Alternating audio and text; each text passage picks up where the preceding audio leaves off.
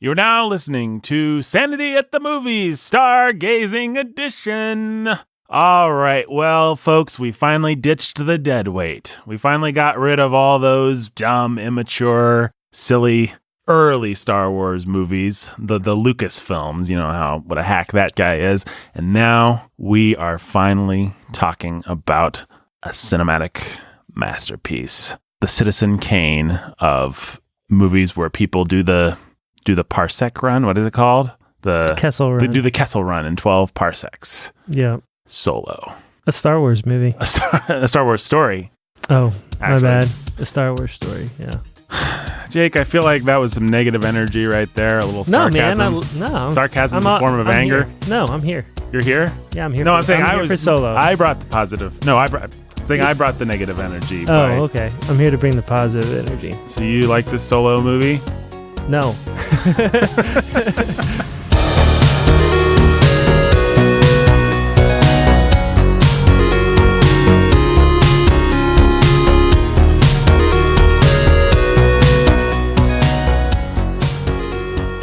My name is Nathan, humble and obedient host. That's Pastor Jake Menzel. We talk about movies on what I think is probably the best Christian movie review podcast that exists. We said we'd talk about all the Star Wars movies, and so we're going to talk about Solo. Yeah. A Star Wars story. Yeah.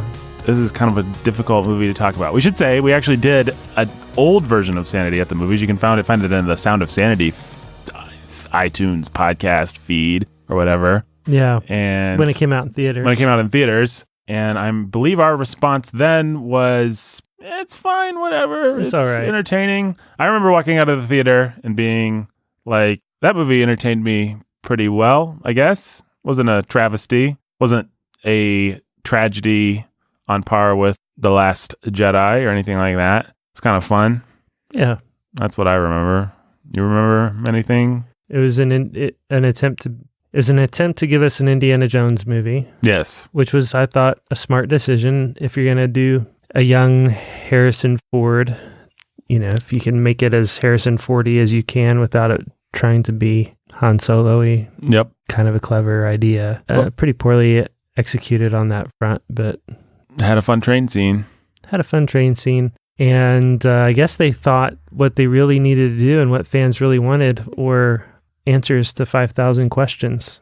Including questions that I'd never asked, like, where did he get his dice? And yep. That was the big one. Like, I can't say I ever wondered. I can't say I really even noticed that his dice existed. Does he rub them for good luck, like in the originals? There's like, in one of the originals it's there, and in another it's not, and we don't know the story, but people, because they pick apart Star Wars movies, they notice all these details, so it's just like every detail about Han and Chewie, and why does Lando call him Han instead of Han? Where did he and how did he meet Chewbacca, and where did he come from, and how did he get his name? And I guess one thing I'd say is, this is one of the problem with filling in some of these details is like, just because you're answering that question doesn't necessarily mean that the answer is interesting. Like, you still have to come up with an interesting answer to the question. Questions are always more interesting than the answers in films and in TV shows. Right.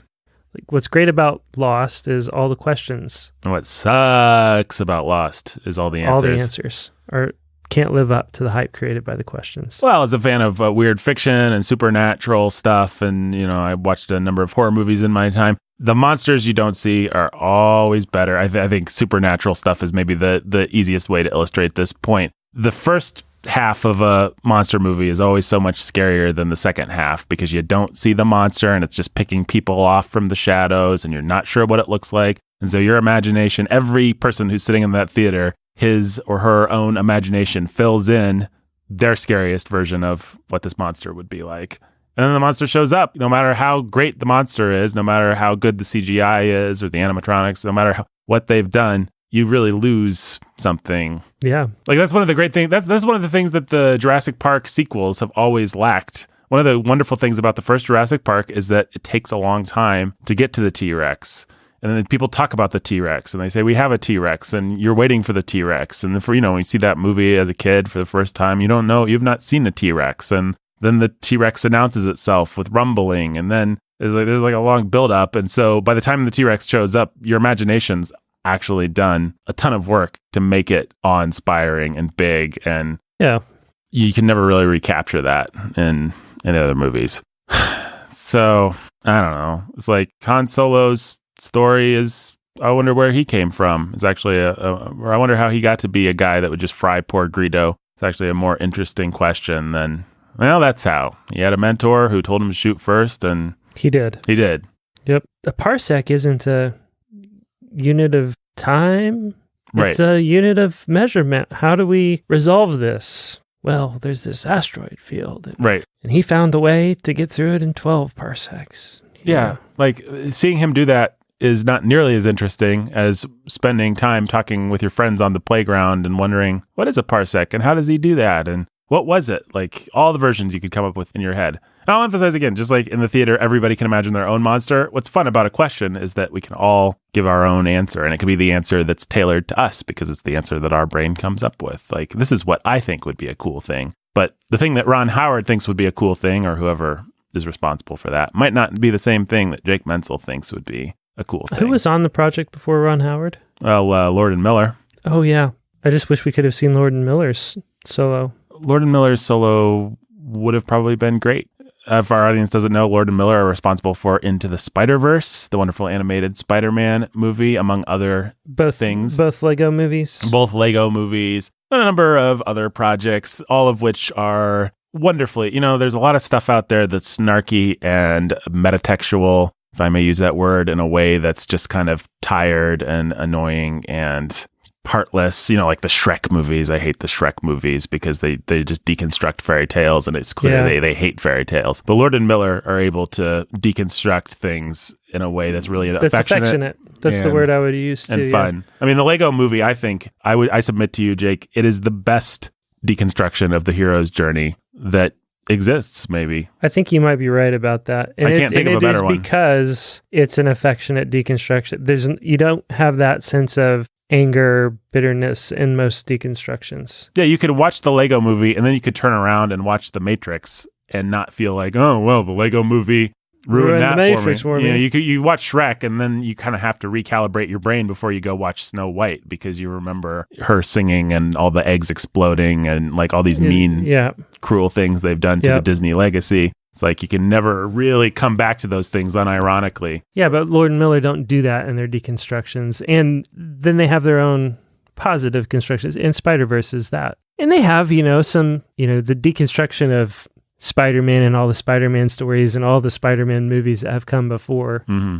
A part of this actual hero's journey that has a lot of heart to it. Yeah. And I like to think, who knows, but I like to think that they would have done the same thing to Solo. What they probably would have done, actually, because it's what they've done in a number of their movies, is they would have asked the question, why? And I if I was going to speculate, I would say the reason that Kathleen Kennedy and the Brain Trust got uncomfortable is because Lord and Miller always ask the question of, why are we doing this? It's kind of inherent in their movies. Yeah. And when they've got a project like that there is no reason to do it besides crass money-making reasons. So, for example, not that I recommend these movies, but they did the second 21 Jump Street movie, 22 Jump Street. And that movie is all about the fact that it's a sequel and it's doing the same things. And they're being affectionate and metatextual. No, I'm just going to say meta. I thought that I could sound less like a jerk by saying metatextual instead of meta. You sound like more of a jerk. I sound like more of a jerk. I regret it. I should just say meta. Yep. And I'm sorry that there's not a word that doesn't start with META for that. There probably is, but I'm sorry that I'm not coming up with it. So that movie is an affectionate spoof of the fact that it's a sequel. And I'm guessing that their Solo movie on some level was an affectionate spoof of the fact that they were making some kind of prequel, a Solo movie that was pointless and silly. And it probably had heart and, I bet it would have had a lot of heart and humor, but instead they brought in the single blandest director of all time to just give us a straightforward, here are answers to all of the questions that you always asked about Solo and 9 other questions that you didn't. A straightforward Solo movie with a character and material that just doesn't respond well to a straightforward. You have to have an angle.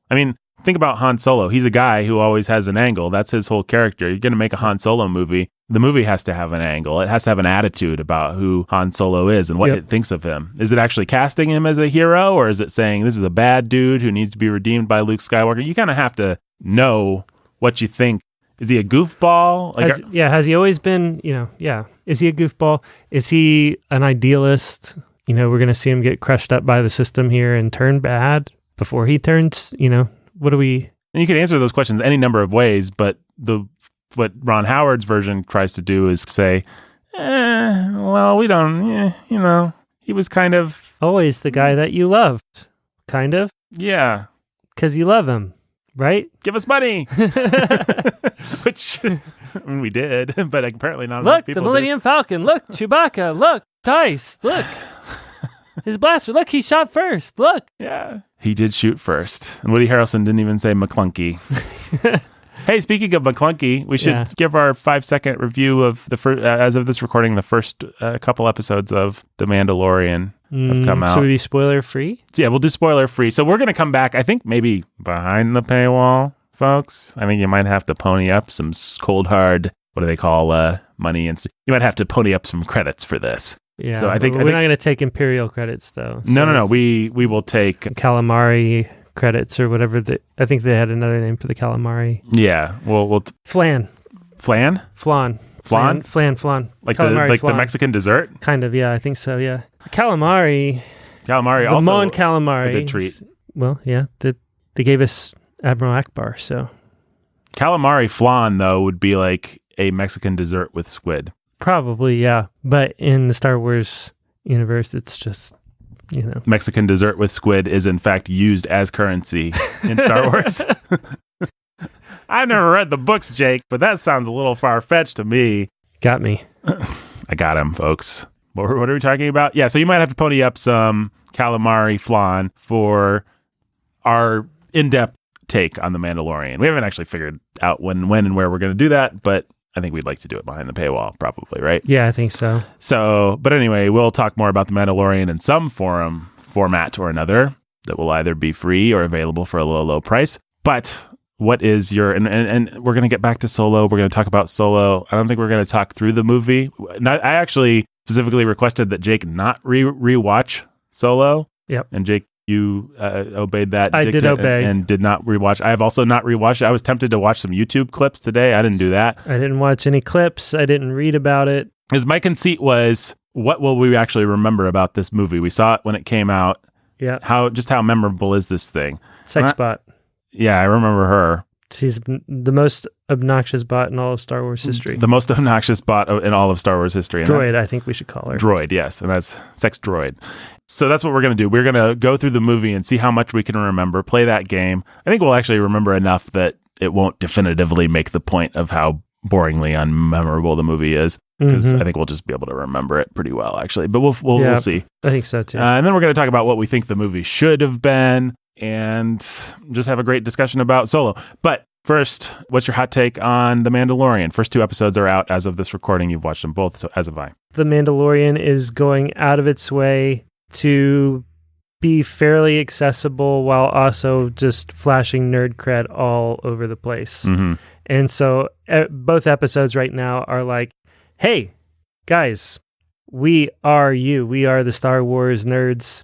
We know what's cool about Star Wars, and we are going to just give it to you like crazy. We've got the cool puppets, and we've got the cool creatures, and we've got the cool armor, and we've got the cool lore, and we've got the cool fights, and we've got the cool characters, and everything is just cool. In jokes for the faithful, like the guy, his first bounty making a reference to Life Day, which is the very silly version of Christmas that they use in the Star Wars Christmas special. References to mythosaurs, the mythosaur insignia above the little Mandalorian hovel that Boba Fett, carries and wears on his well, let me just point out, like, I come from a generation where nerds knew about things like Life Day, like Legendary Universe kind of stuff, and they've managed to appease me with some in-jokes. Jake comes from the more modern Star Wars. Life Day went over my head. Right. But yeah, I've got Jake's all the like modern... mythosaur. Like, I don't know what mythosaur is. I know what the mythosaur... I know what all this stuff is. I know what the creatures... I've seen these creatures before. Right. The creatures that we tame. So they managed to like compliment all both of stuff. us and make us feel like we're in the know. Yeah. And we are cool fans that know things that they have.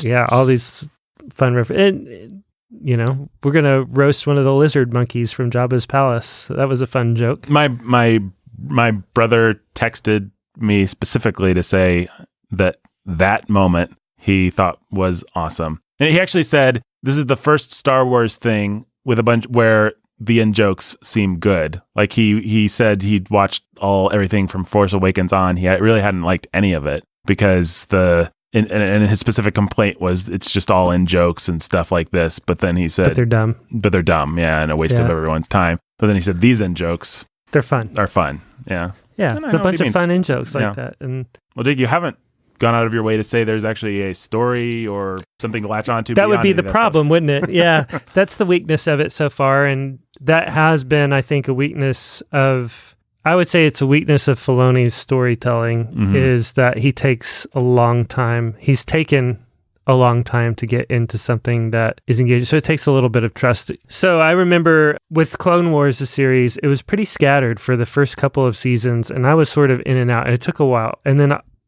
finally I was hooked and I was engaged. And then the storytelling got really, really great and really fantastic. And then everybody, as I was getting to the end of Clone Wars, everybody had been saying, you know, Rebels is way better than anything, way better than Clone Wars. And I was like, I doubt it. And probably took me into the second season or towards the end of the first season of Rebels before I really decided I loved it. And by the time it was done, I love it. It was just really great, fantastic storytelling. Resistance is in its second season. I watched that with my kids and I'm still not hooked. I just don't really care about the story they're telling just yet. And it's just too little too late. And they're ending it because Filoni, I think, got pulled into The Mandalorian and don't know that he's going to be doing anything else apart from finishing up Clone Wars. But so this, you know, it's Favreau gets all the writing credits in the first season, except for one episode was written by Filoni and another one was written maybe by somebody else. Just the same, the sort of slow build. We're establishing all of our nerd cred. We're putting that on the table first. Right. And we're going to just give you some cool action set pieces. And because that's what we think you're here for.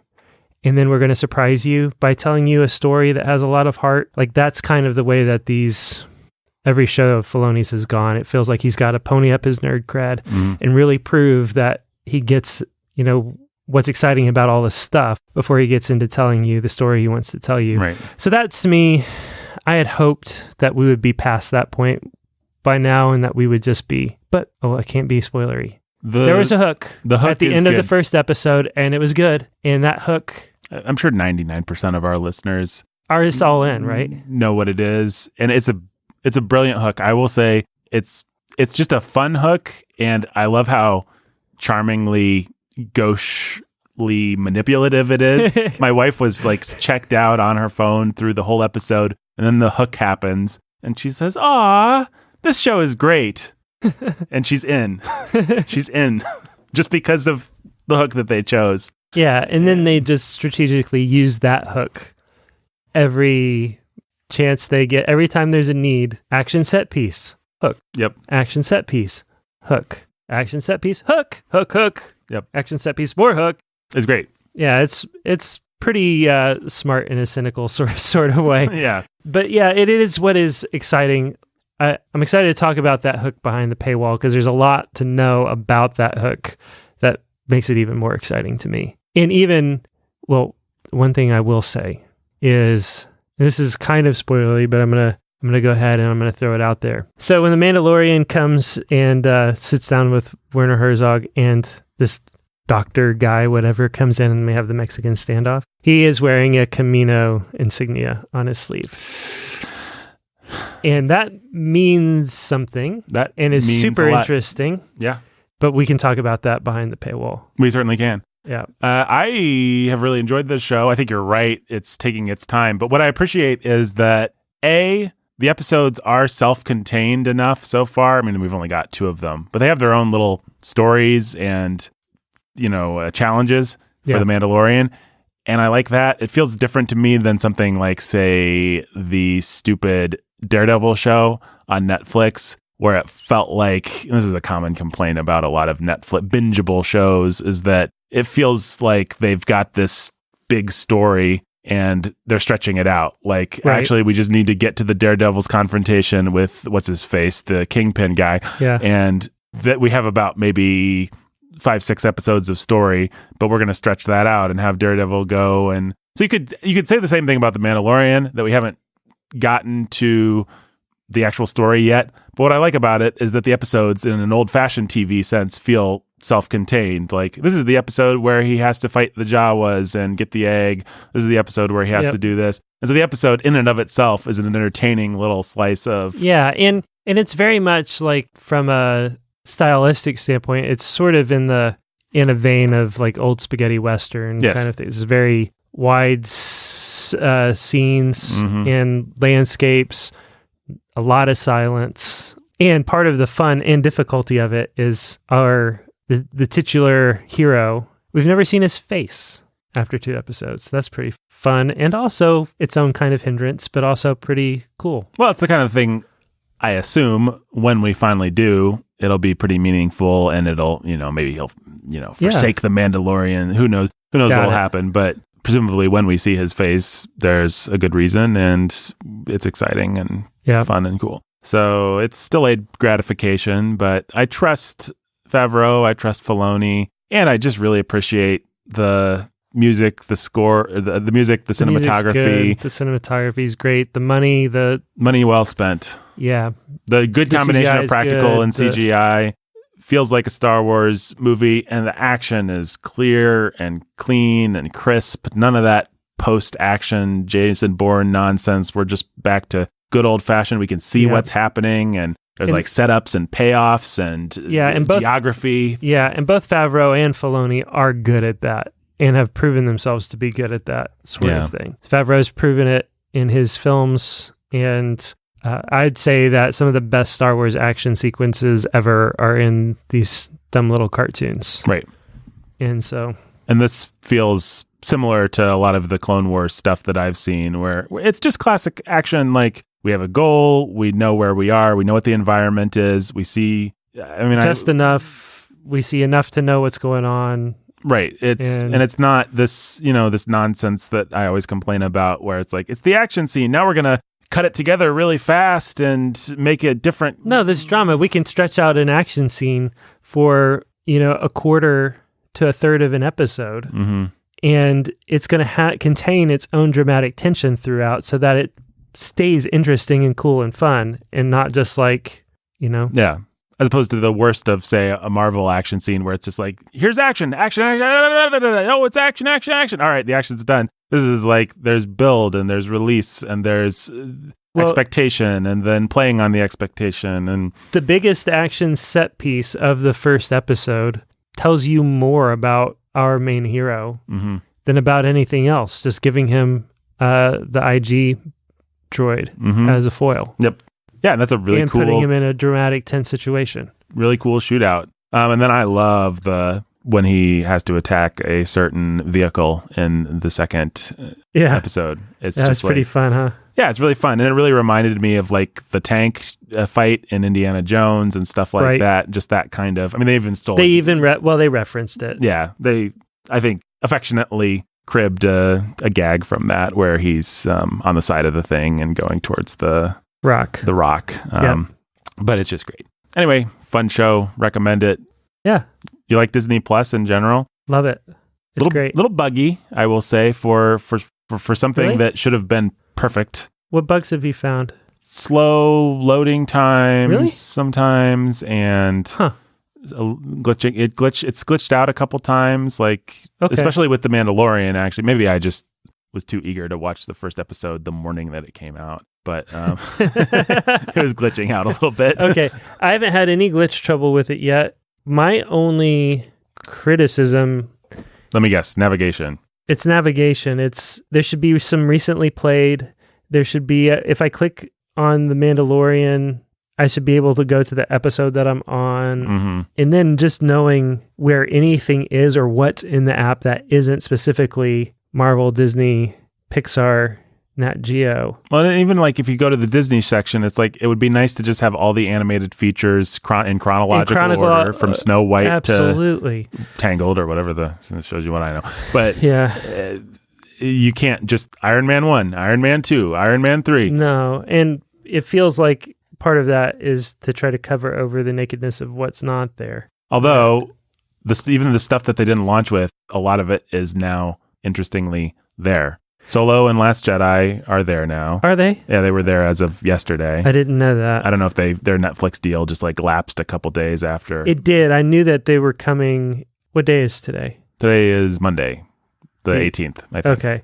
Yeah, it was probably in the last day or two. I know that there were expirations over the month of November, and I think some other things like Incredibles 2 probably showed up or will show up soon. Yeah, that showed up. I think they have all 3 Iron Mans or Iron Men. What's the plural of Iron Man? Irons Man. Irons Man, yeah. Like Chalupa Supreme. Chalupa Supreme. They have all 3 Irons Man now, whereas they only had 1 and 3. So, yay, we can watch Iron Man 2 now. All right. Disney Plus is coming through. But yeah, it's fun. I really enjoy the vintage titles that they have, like 20,000 Leagues Under the Sea. It's fun that Disney's embracing that part of their catalog. Although they're throwing a bunch of warnings up in front of stuff. Oh, yeah. I mean, when are we going to get to the point where they just have to put a trigger warning on the front? Warning contains depictions of real life. I mean, that's basically what it feels like now. It's like tobacco warnings. And then contains outdated cultural references or something like that. Or outdated cultural norms Which, I don't know. I mean, there is a crow named Jim Crow in Dumbo. I could see putting a little disclaimer on that. I don't know. What my thing is, as long as they can slap as many things on front of it as they want to, as long as they're giving me the uncensored not version. If you feel like you have to make Roger in 101 Dalmatians not smoke his pipe, that's bad. But if you can let him smoke his pipe, which they have, and just you have to throw some PC crap on the front of it, I'm fine with that, actually. I mean, in a perfect world, we'd all just chillax. But in the imperfect world that we live in, I'm just happy that they're not trying to bury some of those things. The only thing that they've definitively buried is Song of the South, and we're not here to do a episode about that. We're actually here to talk about Solo, a Star Wars story. Solo, a Star Wars movie. Let's reconstruct this bad boy. Let's just see how much of the plot we can go through. So it starts with... We open on a heist scene, which is very Indiana Jones. We're mid-heist. I hate the fact that this movie opens mid-heist, actually. Because even though Star Wars is known for its fast-paced kind of stuff, Star Wars movies always feel Star Wars-y, and the music trails off and it goes... And the camera pans slowly down, and then one ship comes flying by, or even in Revenge of the Sith, which is about as wham bam we're into the action as you get, it's still gonna slowly drift down, and we're gonna hear some lasers going, and then suddenly somebody zooms by. And maybe, I don't remember, maybe Solo tries to do something like that, but what I remember is it didn't feel very Star Wars-y to me to just jam the accelerator that quickly. I didn't mind that at all. I thought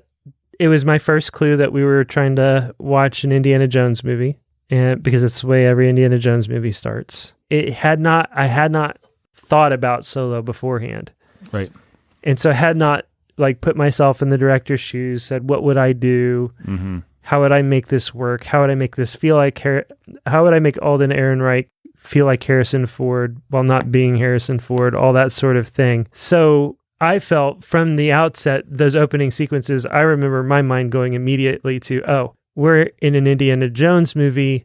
That's an intentional decision to cover Alden Ehrenreich's butt and help him by creating atmospherics that feel Harrison Fordy. So my mind was just in that place. And I was like, yeah, it's a smart idea. I like that idea. That was a smart decision. See, I think it's a cowardly idea. I think it's smart insofar as it does get us over that hump really quickly.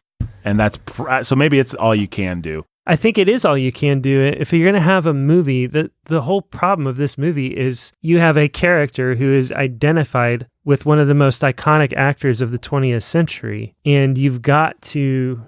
It's sort of like what else was J.J. Abrams going to do in The Force Awakens except plop a map down on top of A New Hope? Right. And yeah, we can be critical of J.J. for doing that and not being more creative and taking risks, but he had to try to bring together this vast array of people across the board who were suspicious, who had been angry, who were whatever, and try to unite them. And so I think to try to establish a feel of a Harrison Ford movie in the opening sequence of Solo is about all you can do. Yeah, but the way that a real Indiana Jones movie starts, Raiders of the Lost Ark, a mysterious man is on an expedition through the jungle, and we're going to get like 5 minutes That's of that our before introduction action. to Indiana Jones. Temple of Doom, a mysterious man in a white Humphrey Bogart dinner jacket enters a saloon. Indiana Jones has like a cool, stylish opening. Raiders of the Lost Ark, what are these kids doing in not Raiders,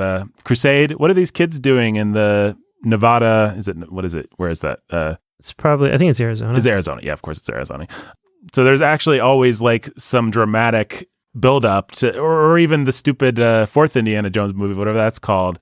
Hey, these Soviets are in a truck, and suddenly the truck's popping, and then we're seeing the shadow and the hat, and hey, it's Indiana Jones, yay! That's actually how Indiana Jones is introduced. He's introduced, it's like Rick in Casablanca. He walks out from the shadows, he takes a drag on his cigarette, and it's like, here's Rick. Now, the reason they didn't do that, as you've very successfully argued, is all that we'd be thinking is, hey, there's not Harrison Ford. Right.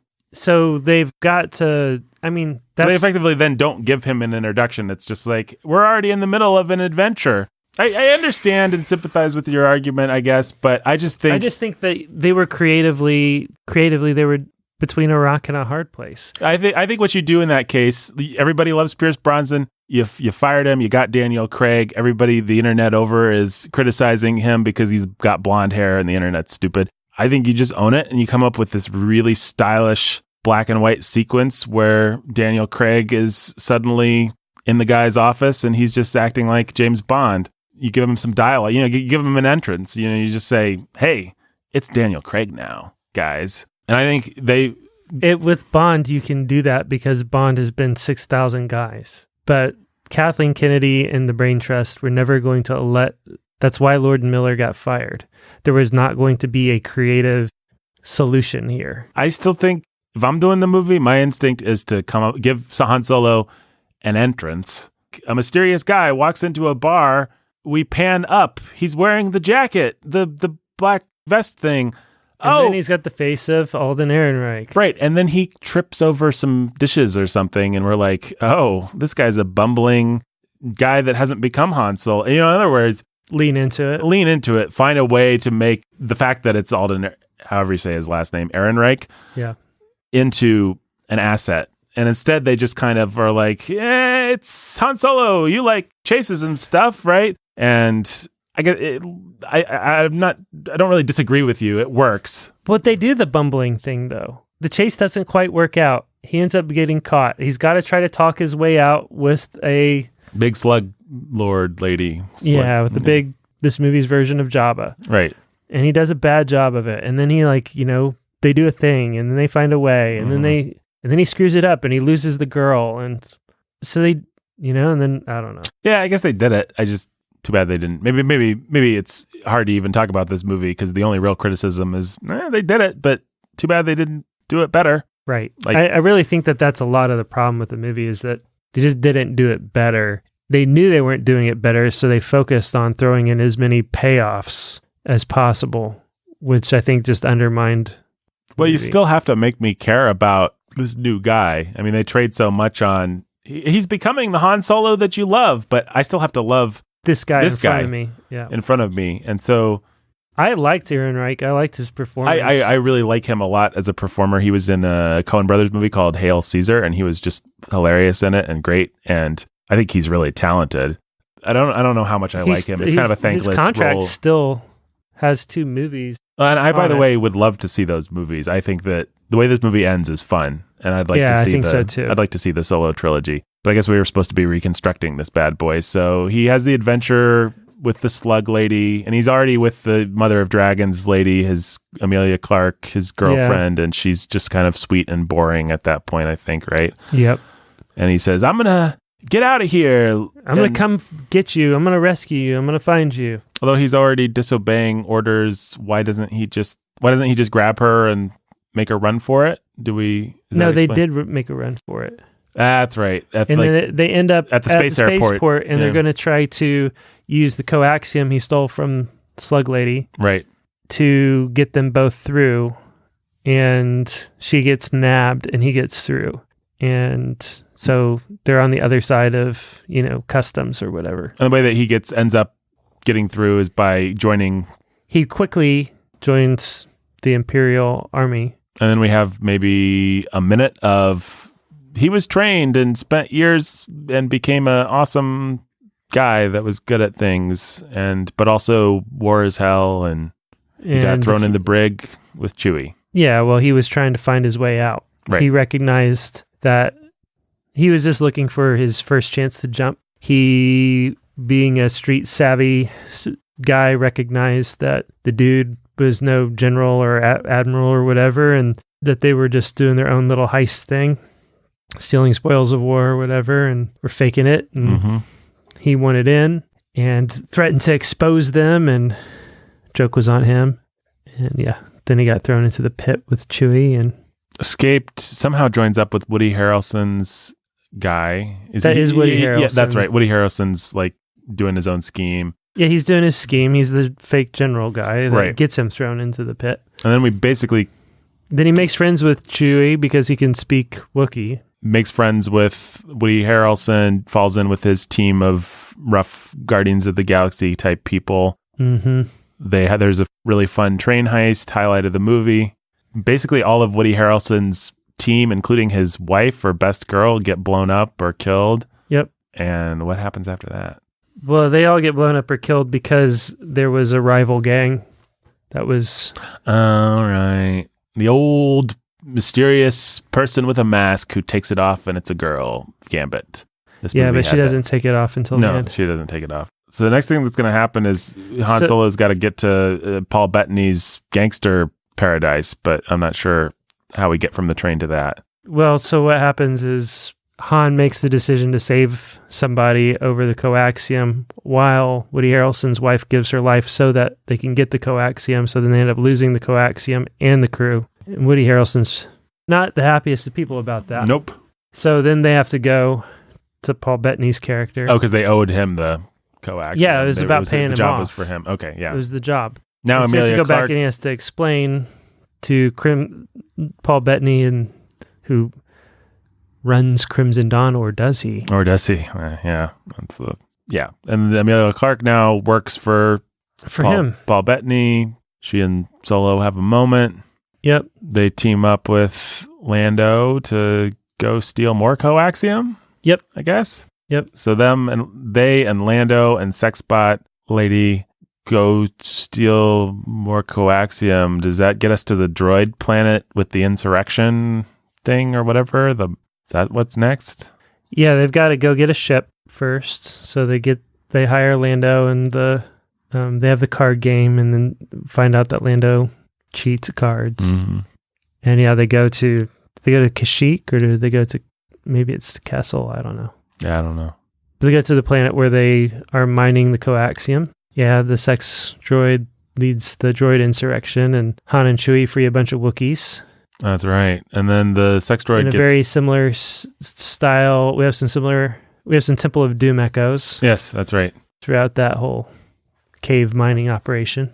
They get away. The droid is killed, but becomes part of the ship. Millennium Falcon's consciousness or whatever. They do some excitement with the giant space squid or something like that. The Kessel Run in 12 parsecs is like... Yeah, they've got to get there quick because the coaxium hasn't been stabilized. It's going to overheat and blow them all to bits.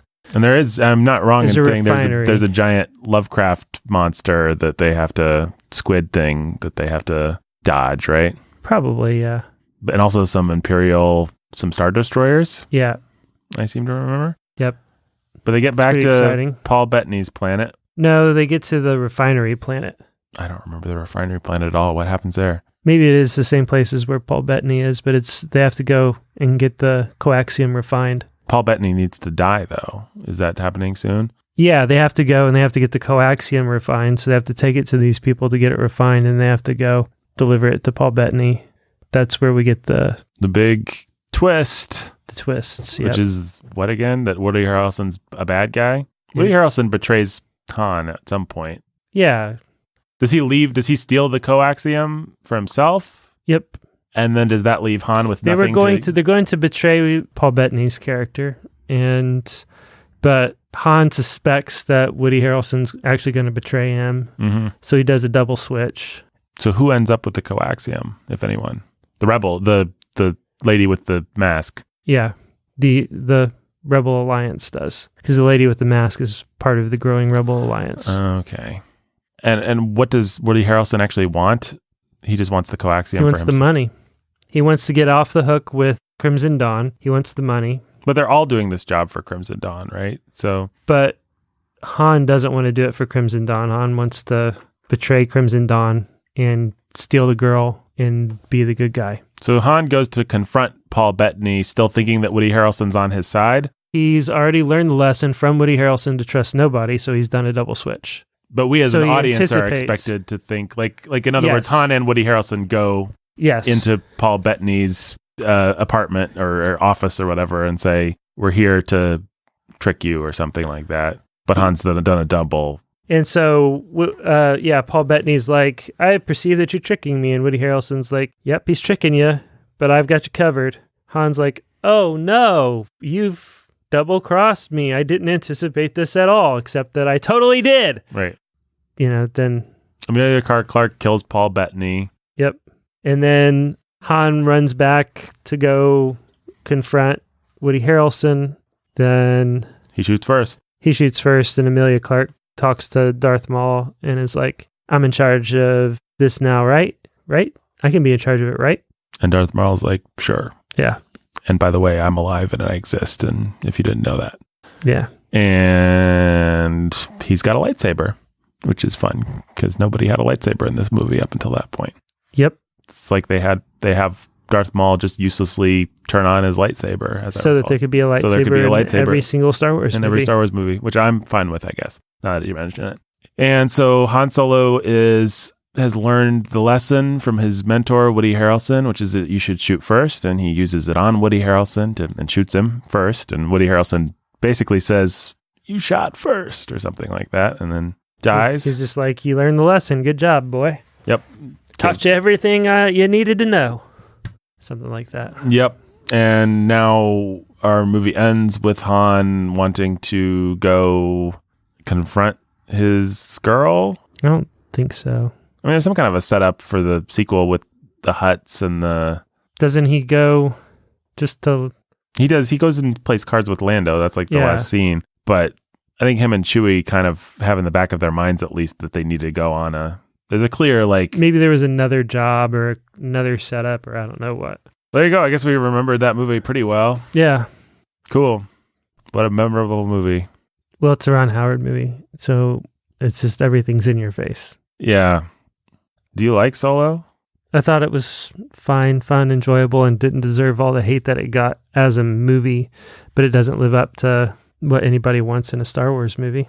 Yeah, I think that's what I think is, as a Star Wars movie, it fails. And for me, at least, Star Wars can't be divorced from the mythology, I think. And this movie is the only Star Wars movie. Like Rogue One is all about the Force has become a legend and we don't really believe in it, but also we do. And but the Force is very conspicuous by its absence. And you've got, Donnie Yen and you've got the Wills and these references to the Force lore. And they're guardians of the Wills. And the way the movie all ties together, it's like these were people that died in pursuit of this grand, glorious thing. And statues of Jedi or whatever. And Kyber crystals, which power Jedi lightsabers. And we feel fate or the Vader's Force in the or whatever background. Superintending that whole movie. Yeah. Solo just really does. Like, if all the other Star Wars movies are a sequel to the scene where Luke stands before the twin sunset and tries to decide his destiny, if every Star Wars movie is keying off of that, this movie is just a movie about Han versus Greedo. Like, that's what it's basically keying off of. He's a guy that shot a guy and was cold-blooded about it, and laser swords and hooky religions are no match for a good blaster. Good blaster at your side. But I don't want to see a movie establishing Han's worldview. Yeah, but it's establishing it's all chaos and everybody and everything sucks. There are no bigger forces at play here. I don't want to see a Star Wars movie where, like, we can have Han very consciously make that decision, but I, as a film goer, do not get a very Star Wars-y feeling in the cockles of my heart when there's not some the feeling Force is not guiding him on his journey. Yeah. Whether he realizes it or not. Yeah, and I don't know how you do that. I don't know how you connect. Well, here's an example. The Mandalorian is set completely in that corner of the universe with bounty hunters and scum and villainy and all that stuff. But the Mandalorian himself follows some kind of austere, kind of Spartan code. He's got a code, and just like any good Western, all through the series, you know, and especially given the nature of the MacGuffin, that hook that we referenced earlier, they are connecting it to the larger mythology, and even in and of itself, apart from the larger mythology, they're giving it its own feeling of mythological proportions. You know, even apart from the Force and everything, this Mandalorian obviously comes weighted with his own mythology, his own baggage. The people of Mandalore have their own thing, right? And this armor and all this stuff, you know, and even if you don't know some of that history, they're going to give you just a little bit of a flashback, a little bit of a sense of that, right? A little bit of, I'm Mandalorian, my weapons are my religion, right? A little bit of, why would I help you? Because you're Mandalorian. You'll actually get the job done, right? Yeah, everybody else died, but none of them were Mandalorians. So, right. And so even though the movie's about, you'll make quick work of it. Like, exactly. You'll figure it out. Like, the movie in that way manages to communicate that everything is that's happening is of a mythological stature, even though it happens to be in the corner of the universe where the most senseless, cynical, nobody knows what's going on and nobody cares. This is the Wild West. This is the Outer Rim in the wake of the collapse of the Empire. And so it is all lawless. Yeah, but Wild West, like The Good, the Bad, and the Ugly, Clint Eastwood is a mythological character. He's the man with no name who comes out of nowhere. Right. And the Mandalorian's the man with no face. Right. Or name. I think a Han Solo movie, if it's going to feel Star Wars-y, and maybe Solo himself is just so, you know, the entire charm of him is that he's the guy that looks askance at all this mythologizing. That's like what Harrison Ford brings to those movies. It's what makes Han Solo charming. But the problem then with a Solo movie is that it doesn't feel like Star Wars because it just doesn't, there's no mythology. Well, like if you want to make a movie, part of the problem is you can't introduce that mythology to a Solo who's got to be like, never heard of it, never bought into it, never seen anything like that in my life before. He's got to manage to work through all of this stuff without ever having seen anything like it, so that he can say in The Force Awakens, yeah, I didn't believe it either, but the dark, the light, the Force, the Jedi, it's all real, and it's got to land and hit home and feel sincere. You can't even do it in a way that's like, actually, he did see it all, but he was just like refusing to, like, you have to have him avoid it all. Right. But that just really takes away the Star Wars-ness of it all for me. Like, even if you're going to tell the story of it's like Clint Eastwood in Good, the Bad, and the Ugly. Okay, he's just a cowboy, but he's got mythological stature. If we're going to do pirates, you know, like Jabba the Hutt. Jabba the Hutt kind of has mythological stature. He's like the gangster. He's the platonic ideal of what an evil, selfish, fat gangster, slaver, nasty person. Yep. Nothing in the Solo movie has that kind of weight to it. Nothing has until Maul shows up. Until Maul shows up. Right. And so I don't know. I mean, I realize it's too much to ask for the movie to have, like you just said, the feeling of the Force is superintending all this stuff and Solo's just not aware of it. But I wish we could get that God's eye view, actually. I wish we could actually see fate looming over Solo. The funnest way to have done that, okay, I'll throw out the bad version of this. Okay. All you need is an aged up, you need to be on, you need to hit Tatooine at an early point, and you need an aged up Ewan McGregor to look askance at Han Solo and smirk, or something that says, I know that the that the hands of fate are guiding you on your quest, or say something like, may the force be with you, or have a little Gandalf moment where, he looks at somebody and he says, maybe somebody else Bail Organa is there. Mm-hmm. So has no idea what's going on, but they're having this little secret conference at, the cantina, and Organa's got an excuse to like lock Solo out of, I'm making all kinds of crap up here in order to get to the one thing that I want, which is for Obi-Wan to be there and to have a moment where he says, like Gandalf, who knows what, treat him like Gollum. Mm-hmm. What part he might have to play in our quest. Right. That'd be cool. I think that would add something. Anything like that would have been cool. And putting Obi-Wan in a movie with Maul, just having them be players is really cool. Because by this point in the chronology, Maul and Obi-Wan have been around it multiple times after Obi-Wan cut him in half. And Maul has murdered the love of Obi-Wan's life. Mm. And you don't have to know that for it to be cool, but those kinds of things can come up. And then all of a sudden it feels like there are all kinds of things at play here. And here's this guy just sort of, he doesn't know that he's walking on a tight wire through it all, but he's walking on a tight wire through it all. Right.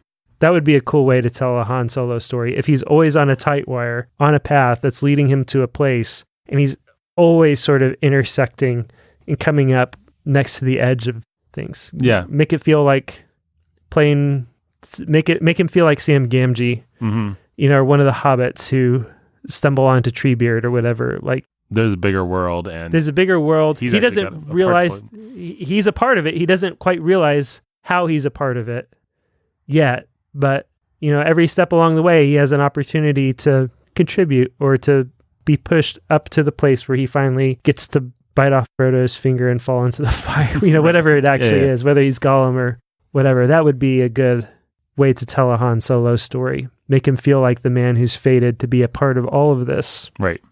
But the everyman who's fated to be a part of all of this, the one who's not special. Right. But has a key part to play at every point along the way. And he becomes a true believer by the end. But that kind of throws into sharp relief another problem with this movie, which is in order to tell that story effectively, I think the character has to be reacting against that in an interesting way. The character has to have an arc. And they really didn't provide Han Solo with much of an arc. He's basically already the trickster, schemer, gets by the pure luck, seat of his pants kind of risk taker. Talking his way in and out of things. He's already that guy, which I understand why they did that, because they didn't want to start out with a boring Han Solo. Like, you don't want to go the whole movie like, this is the story of how he became cool and interesting, which means he's not cool and interesting. Right. But I actually think that probably would have been smart and more. The problem is, a basic movie arc like this, you got the cynical character who's got a heart of gold. He's going to start cynical. He's going to... If you're Lord and Miller and you're told that you're given a solo trilogy, then it makes sense for him to start out Romeo, star-crossed lover, and end up the cynical guy who shoots first. And then let's just basically have a 3-episode, 3-movie arc that's essentially Breaking Bad. Or, where we have this guy he's being pushed into corners and forced to make compromises and make decisions. And he is, at every step along the way, he's taking a step away from being the hero with the heart of gold. Right. That really sets up let's have him have the moment where he doesn't show up at the fight. Right. He doesn't come back for somebody. He doesn't come back to save the day. He goes off. Maybe he feels guilty about it later, whatever. But he's just sort of making these decisions so that when we come back and rewatch A New Hope, it brings that much more emotional depth to those moments. Right. This movie does, in and of itself, does almost nothing to make A New Hope more exciting or more emotionally resonant. Yeah, but you could see if the bones of it were Lord and Miller's idea and they were told they had a trilogy, you could make a case that the bones of it could have been heading in a direction that would have really paid off emotionally by the time it was all said and done. Yeah, I just wish that... But they cut it off. It got cut off. It got robbed of its potency, and therefore it failed, even though it still made money.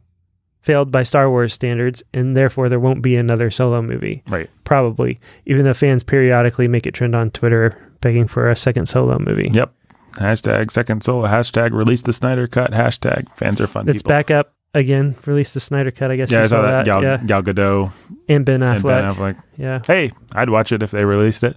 Vaguely, morbidly curious. Can't be worse than the real Justice League movie that they decided to go with. No, it can't be. Yeah, I think given how broad Star Wars storytelling is anyway, I just wish in the confines of this movie he just had a more discernible arc. I mean, this is like the story of a guy that probably could have always shot first, and then he decided that he definitely would shoot first. I think a better story is the idealist that realizes he needs to shoot first. You know, let's start Han out actually really believing in true love and believing in hope, and let's see how he got to be. Life dealt him enough lemons that he just suddenly became the guy that was always going to shoot first. In this movie, it's like he's already kind of fast talking and cynical.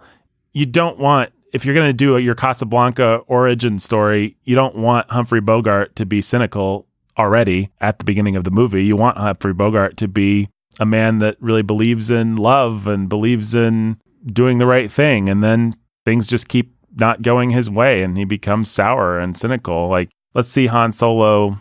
Like, what does it take to drive a man to be in this profession and to have a bounty hunter, have Greedo come after him and just blow him away? Mm-hmm. That's the character that we met in A New Hope. How did he get there? And this movie, again, sort of contains the answer to that, I guess, but not in a very compelling way.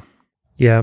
Give him a mother. I mean, here's a cheesy, simple idea. Give him a mother who says you were always destined for something special, Han, and then have life disprove the crap out of his mom's. You know, like he believes in fate. He believes in that there's a force superintending his life. And let's do the same thing we did with Jen. Let's have daddy or mommy give him a kyber crystal necklace and say the force will be with you always. And this is about the guy whose defining characteristic is that he thinks the force is, or one of his defining characteristics is that he thinks it's just a hokey religion. Let's start out. Let's give him a religious upbringing or something. Yeah, let's like give that. him devout.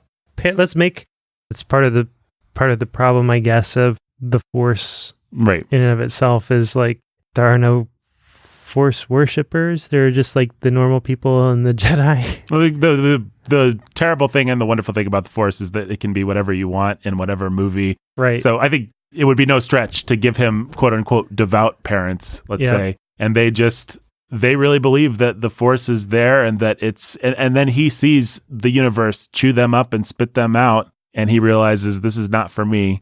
You make your own luck. You make your own luck. But there's ways you could make that really moving and really good. I don't know. I guess we've already kind of been talking around this, but one thing I did want to do with this episode, what is your pitch for, have we basically already said, what's the pitch for a good solo movie? Like what should they have actually done with this movie? Or is there a good pitch? I don't really know movie? that there is a good pitch for a solo movie. I think a good pitch for a solo movie is The Mandalorian. I mean, The Mandalorian's the kind of show that we could actually have Han Solo himself move in and out of this series if we wanted. We could have hints of Han Solo be here and there and rumors of him be here and there. But The Mandalorian clearly, even within these 2 episodes, which don't have a lot of story to them, has a place to go. It has a starting point and an ending point. And the starting point is, here's a guy who lives by a code, who's shut himself off from a lot of human feelings. And by the end of the series, I just have a sneaking suspicion that he's going to have to violate his code and learn to love people. The problem with a Solo movie is that A New Hope already gave Han Solo a satisfying arc. Yeah. And so the only thing you can do is do it in reverse. You know, here's a guy who had hope and lost it. And they kind of leaned away from that. They didn't want to do They needed to tell Han breaks bad. Yeah, they didn't want to do that. They didn't want to do the tragedy of Han Solo. Right. And that's too bad. I think you could do the tragedy of Han Solo. You could do a young man who had spunk and promise and a sense of humor and was cool and then got betrayed by absolutely everyone, including the love of his life. Right. And they just shied away really letting that story be told and have it hit home. Yeah. And that was wrong. And the fact is, people would have loved it. Oh, yeah. If this movie suddenly They were afraid that people wouldn't like it. But that's the thing. Like, why is everybody... This is the mistake that Disney's made with Han Solo, or that George Lucas began making with Han Solo when he re-edited that scene with Greedo and took away Han shooting first. The reason Han had to shoot first in that scene is because we needed to establish this is a cynical lowlife who is on a redemptive arc of his own. Right? Lucas felt, went back and was like, crap, one of my heroes just shot somebody in cold blood. Yeah. He's not one of your heroes in this moment.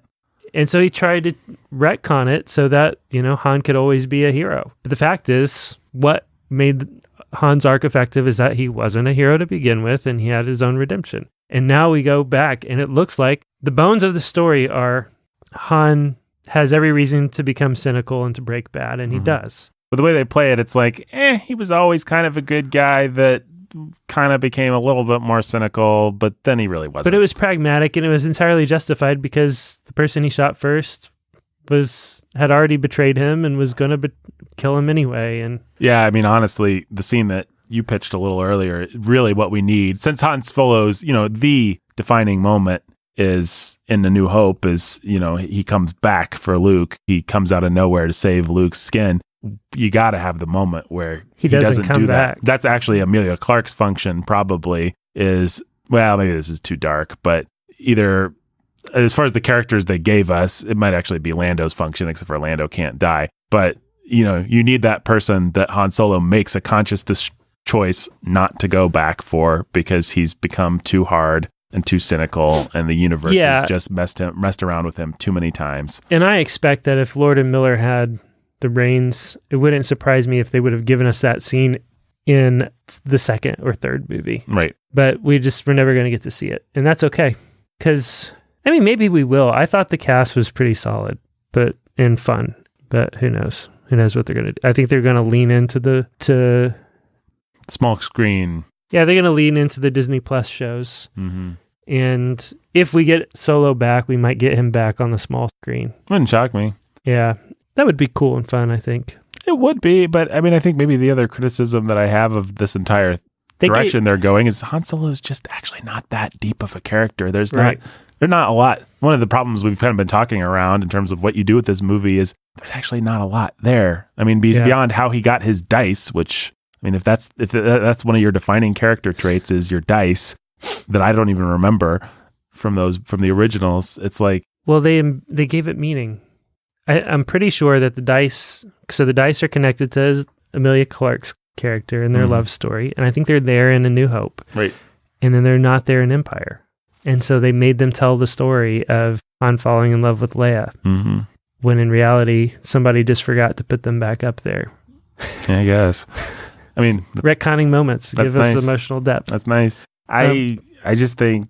in Rebels, we get Lando and we get Princess Leia weaving in and out of our story in a pretty fun way.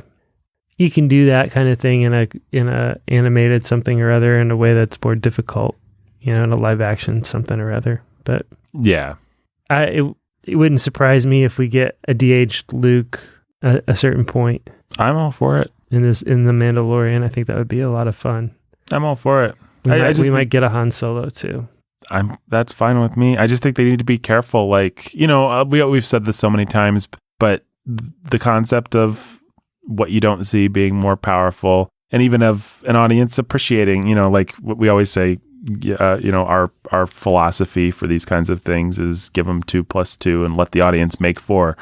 Well, A New Hope gives you 2 + 2 with Han Solo. He just shoots a guy in cold blood. I guess he's this kind of guy. And really that tells you all the 4 that you need. Like in one scene, very elegantly. Yep. Here's a guy who's going to barter for more money from these poor refugee people than they have, is going to shoot a bounty hunter in cold blood. That very elegantly sets up a character. And you actually don't need much more than that. Anything beyond that is just gravy. I don't know. It's interesting that I don't feel that way about the fact that they're doing a Obi-Wan series.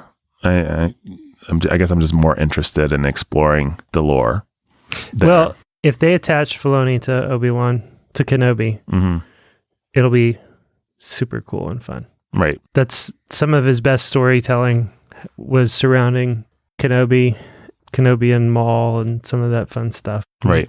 I think he gets what's cool and fun about Kenobi and old Kenobi. And I think Yeah, he's the lore master. So That's cool. That's good. I think they'd be really dumb. I think if the Mandalorian, he wasn't attached at all to the Mandalorian, and then by the time it was all said and done, he's an executive producer. He directed the pilot and he wrote one of the scripts. Mm-hmm. If this ends up being the success that it's shaping up to be, I can see them putting him in charge of all of the shows and eventually letting him become what he kind of always should have been, which is the Feige of, he is Lucas's chosen one, and Lucas was not an idiot when he chose him, which is what everybody was afraid of. Right. And Lucas also apparently poured into him. Like Lucas really spent a lot of time, years, with Filoni. And he's the kind of guy he knows what he likes.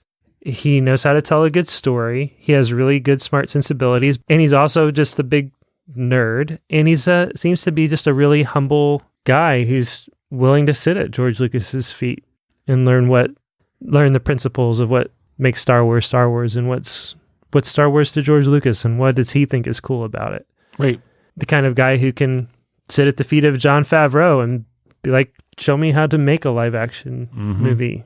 Well, the thing about George Lucas is everybody thinks he's an idiot, but the only thing that George Lucas ever lacked, George Lucas has always been a genius world builder. He's always been a genius everything. The only thing he's ever lacked is perspective. He's just never, around the time of the prequels, he lost touch with the perspective on, or just decided he didn't care what your average Star Wars fan or even just your average cinema fan would actually care. He just care about or want to know about. He wasn't able to take his interests and meld them with the common man's interests anymore. And so that's an easy thing for somebody like Filoni, I think, to still take so much from George Lucas, but just bring an additional level of, I can connect to the audience. I'm not stuck inside George Lucas's head the way that George Lucas is. Like, I mean, you see that's in all kinds of art forms. I mean, I don't have a specific example in mind, but I think that this happens with musicians a lot. You'll see someone hit the scene doing something that's really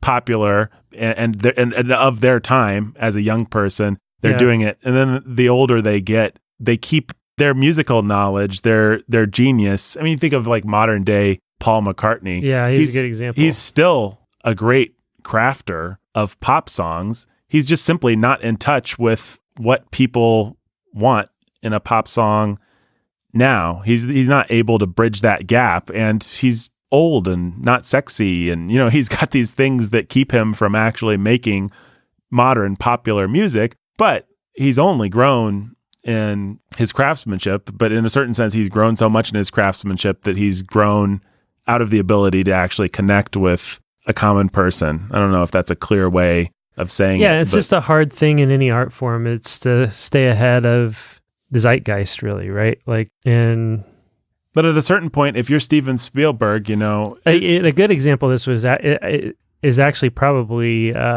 tech. Mm-hmm. So Apple's probably a really good example of this. Yeah. Steve Jobs, genius at figuring out what's next, right? But Apple, the company, has, in that sense of just being innovative and ahead and knowing what's next and knowing how to beat everybody else to what's next because they've got a genius leader at the top of it. They've lost that. And so, now what they can do is kind of keep the principles of, well, it's got to be clean, it's got to be simple, it's got to be whatever. But they've lost the mojo. You'll see this with authors who, they have a first novel that's really great and changes the world, but then they don't keep competing with other authors. They only have themselves to compete with as they write their later novels. And so the last novel that they write in their old age, in some ways, might be technically much more ambitious and pulling off many more things. But it's also not connected to something that's real and that people can just enter into. Anyhow, we're making a bunch of bad analogies to say that Lucas, let's not underestimate his genius. But let's understand that, the places where he hit up against his limitations. Well, you know what? Actually, a really good example of this is, who worse to make Ready Player One than Steven Spielberg? Steven Spielberg is just about the only person in the world who doesn't have the perspective on what we all actually liked about Steven Spielberg. Almost anybody could make a better Ready Player One, I submit to you, than Steven Spielberg, because almost anybody was charmed by Steven Spielberger's. I just said Steven Spielberger's movies. Steven Spielberger. The only person, Steven Spielberg, he was just making movies back in the day. Yeah. The kinds of movies that he liked, but his tastes have changed and he's grown up and he doesn't make those kinds of movies and he's not charmed by them anymore. But the rest of us are. And so I think that's kind of George Lucas. He did something that really connected with people. He moved past it, but he remained a smart guy. And somebody like Filoni can actually connect with it better than George Lucas can. But that doesn't mean that he can't sit at George Lucas's feet and learn a lot of craft and like how do you do this kind of stuff, George? George Lucas is still the best person to ask. A lot of lore building and world building. Right. George Lucas has done it all before and done it better than anybody. So anyway, I don't know. Anything else to say about this Solo movie? Yeah, I don't think. I think we should wrap this and talk about The Mandalorian, which is way more fun and interesting. That says it all, folks. You have any desire to ever watch Solo again? I don't know why I would, except for some OCD thing. Like if you're watching all the Star Wars movies through kind of deal? Yeah, but I'm not really feeling that pressure right now as we're watching all the Star Wars movies all the way through. So I resented it when we came to Solo and I came up with a gambit to keep us from having to watch it again. I have no desire to spend another minute watching Solo. I'd much rather watch an interestingly bad Star Wars movie, like Attack of the Clones. But yeah, Attack of the Clones would be fun. Last Jedi, I would much rather watch that. At least that's... We're going to. Yeah. Force Awakens is next, baby. Yep. I'm actually really excited to talk about those. Was not excited to talk about Solo. It's not interestingly good, not interestingly bad. It's just what it is. And that's almost the worst thing that a Star Wars movie could be, is mediocre. Yep. I might make an argument that bad is better. Like Rian Johnson, he struck out, but he did swing for it. I don't know. I might take that over bringing in old Opie and having him just try and, what's the baseball analogy here? Just try and like, what's that thing where you kind of hold the bat and the ball kind of goes off? Bunt. Yeah. He just tried to trying to bunt for a hit. Yep. Yeah, exactly. Solo's a bunt, and that's not very inspiring. That's not the kind of baseball that I like to watch. How many blasters out of 7 do you give to Solo, Jake? 3.5. Yeah. A thoroughly middle-of-the-road movie deserves exactly half the amount of blasters it could get. Yep. I will also give 3.5 blasters to Solo. Sanity at the Movies, produced by me, executive produced by Jake and me. Go to patreon.com/Sound of Sanity, and you can support this work, which, by the way, Jake, we should probably just say, starting in January, we will be releasing some behind the paywall. We alluded to this earlier with The Mandalorian. I'm not sure exactly what it's going to look like, but we will definitely be releasing some behind the paywall Sanity at the Movies episodes at that particular location, correct? Yeah, absolutely. Patreon.com/Sound of Sanity. So go there. We've been refurbishing our Patreon. And until next time, folks. I'm working on it. I might just have to leave this long pause in. Makes its own commentary on the movie. You are the good guy. Yay.